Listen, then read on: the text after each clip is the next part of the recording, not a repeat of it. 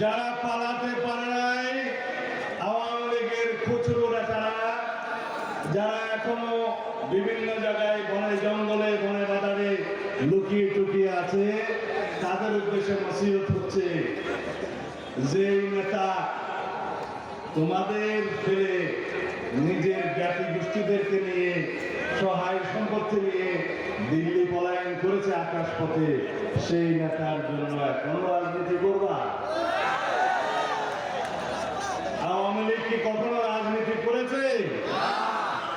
আওয়ামী লীগ বাংলাদেশে এক নায়কতন্ত্র প্রতিষ্ঠার জন্য সবসময় সাংবিধানিকভাবে চেষ্টা করেছে এবং বাংলাদেশে সব রকমের গুম খুন অপশাসন দুর্নীতি লুটপাট সবকিছুর মধ্য দিয়ে বাংলাদেশেরই রাজনীতি নষ্ট করেছে, গণতান্ত্রিক পরিবেশ নষ্ট করেছে, সংসদীয় এক নায়কতন্ত্র সৃষ্টির চেষ্টা করেছে, এক দলীয় রাষ্ট্র ব্যবস্থা সৃষ্টির চেষ্টা করেছে, এক নায়কতান্ত্রিক রাষ্ট্র ব্যবস্থা সৃষ্টির চেষ্টা করেছে।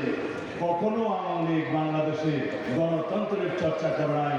আমি বলি গণতন্ত্র এবং আওয়ামী লীগ এই দুইটা পরস্পর বিরোধী শব্দ।